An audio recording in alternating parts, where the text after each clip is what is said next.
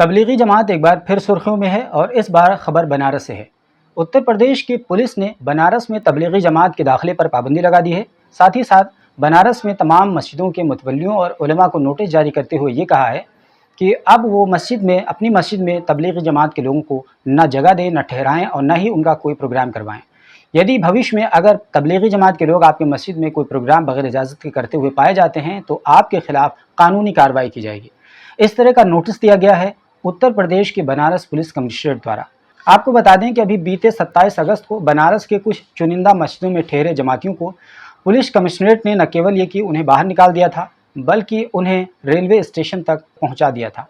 इसके साथ ही तबलीगी जमात के लोगों को निर्देश दिया गया था कि वो भविष्य में बनारस में ना आएँ।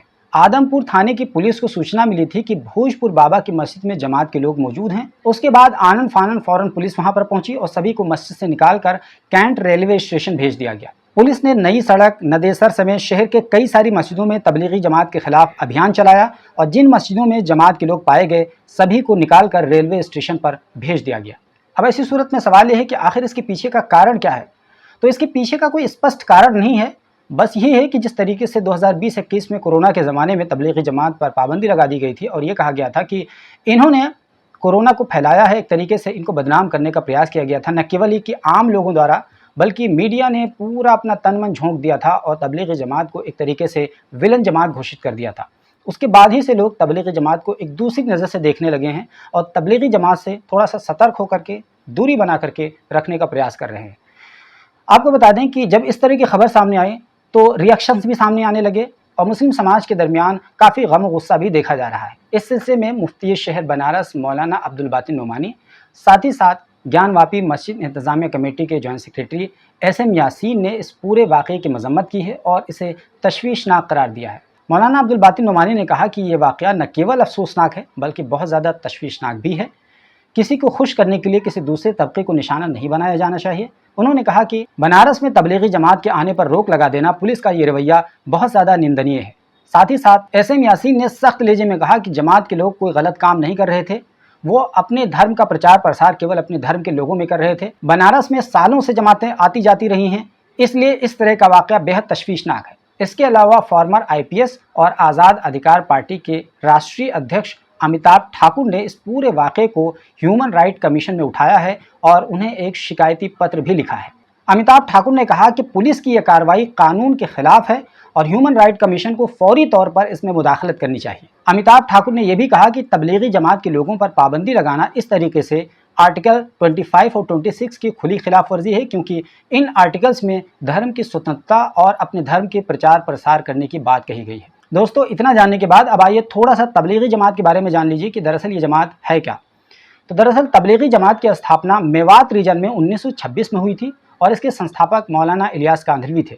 लेकिन एक साल के बाद 1927 में इसको शिफ्ट कर दिया गया दिल्ली के हज़रत निज़ामुद्दीन इलाके में और वहीं पर उसका हेडक्वार्टर है। तभी से वहीं से पूरी दुनिया में जमातें बन करके जाती हैं और करीब करीब 80 देशों में तबलीगी जमात काम करती है और करोड़ों लोग इसके सदस्य हैं। सदस्यता की जहाँ तक बात है तो इसके लिए कोई वेबसाइट नहीं है, कोई पर्ची नहीं है, कोई फ़ीस नहीं है। बस केवल और केवल आपको अपनी मस्जिद में जाना है, जमात के लोगों से मिलना है, उनके साथ उनके हल्के में बैठना उठना है और उनके साथ गश्त लगाना है। कुछ दिन उनके साथ प्रक्रिया में शामिल होने के बाद अपने आप को आप जमात का सदस्य कह सकते हैं। इस तरीके से चंद लोगों पर मुश्तमिल उनकी एक इकाई काम करती है और इसी तरीके से हज़ारों की इकाइयाँ मिल करके पूरी तबलीगी जमात का एक संरचना और ढांचा तैयार करती है। तबलीगी जमात के लोग दरअसल मस्जिदों में जाकर के मुसलमानों के दरमियान तबलीग करते हैं। ये गैर मुस्लिमों में तबलीग नहीं करते हैं बल्कि ये मुसलमानों को मुसलमान सही मानों में बनाने का प्रयास करते हैं, क्योंकि कुरान करीम की एक आयत है, या अय्युहल्लज़ीना आमनु आमिनु, ऐ ईमान वालो ईमान ले आओ। यानी वो ईमान वाले जो ठीक से मुसलमान नहीं हैं, नमाज नहीं पढ़ते हैं, उनको नमाज की दावत देना, रोज़ा नहीं रखते हैं, रोज़े की दावत देना, झूठ बोलते हैं, उनको कहना कि झूठ ना बोलो, धोखा ना करो, दगा ना करो, यानी एक अच्छे सच्चे ईमानदार मुसलमान बन जाओ। इनका बुनियादी मकसद यही है और बुनियादी काम यही है। इसके लिए इनकी कुछ प्रक्रियाएँ हैं। गश्त करते हैं, लोगों से मिलते हैं, 1 दिन की भी जमात के लिए जाते हैं, 3 दिन के लिए भी जमात में जाते हैं, 10 दिन के लिए भी जमात में जाते हैं, 40 दिन के लिए भी जाते हैं, 4 महीने के लिए भी जाते हैं और बहुत सारे लोग साल हा साल जमात में ही रहते हैं। अब सवाल यह है कि आखिर इनको फंडिंग कौन करता है, इनको पैसा कहाँ से मिलता है। तो इसका सीधा सीधा जवाब यह है कि इनको कहीं से कोई फंडिंग नहीं होती है। जो लोग भी जाते हैं वो खुद की मर्ज़ी से जाते हैं और साथ ही साथ वो अपने खर्चे पर जाते हैं, अपने पैसे पर जाते हैं, कंट्रीब्यूट करते हैं लोग। और एक अमीर जमात होता है, 8-10 लोग उनके साथ में होते हैं और फिर जमात के अमीर के पास ये लोग अपना पैसा जमा कराते हैं और वही मैनेजमेंट संभालेंगे, वही फैसला करेंगे कि इन पैसों का कैसे कैसे खर्च होगा। इनके ट्रैवल पे खर्च होगा, किराए भाड़े पे खर्च होगा, साथ ही साथ इनके खाने पीने पर खर्च होगा। यानी इस तरीके से अपने किराए, अपने खर्चे पर अपना वक्त लगा करके लोग दीन की तबलीग के लिए निकलते हैं, मस्जिदों में जाकर के ठहरते हैं। क्योंकि ज़ाहिर है किसी तरह का ठहरने का इस तरह का कोई इंतज़ाम नहीं होता है, तो मस्जिदें आम तौर पर वेलकमिंग प्लेस होती हैं, तो मस्जिदों में जाकर के ठहरते हैं। लोग इनको खुशी से दावत देते हैं, लोग इनकी बात सुनते हैं। बहुत लोग इनसे नाराज़ भी होते हैं, कभी कभार ये भगाए भी जाते हैं और हद तो ये होती है कि कभी कभार इनके साथ मारपीट भी कर दी जाती है। हालांकि ये रिएक्ट नहीं करते हैं, ये किसी पर हाथ नहीं उठाते हैं, इज़्ज़त के साथ पेश आते हैं। क्योंकि इनके 6 प्रिंसिपल्स हैं, उनमें से एक प्रिंसिपल है इकराम मुस्लिम, यानी मुसलमानों की तकरीम करना। अगर कोई मुसलमान आपके साथ अभद्रता कर रहा है तो आप उनके साथ रिएक्शन में अभद्रता नहीं करेंगे, बुरा सलूक नहीं करेंगे, उनके साथ अच्छे अखलाक से पेश आएंगे और अच्छे अखलाक से ही अपनी बात रखेंगे, चाहे वो आपके साथ कितना भी ज़्यादा बुरा सलूक क्यों ना करे। बात यह है कि ये केवल और केवल इस्लाम की बात करते हैं, दीन की बात करते हैं, मुसलमान को सही मानों में मुसलमान बनाने का प्रयास करते हैं। इनका दुनिया की पॉलिटिक्स से इससे कोई लेना देना नहीं होता है। ये ज़मीन के अंदर कब्र की बात करते हैं, आसमान के ऊपर जन्नत और जहन्नम की बात करते हैं, इसके अलावा इस बीच की बात ये नहीं करते हैं।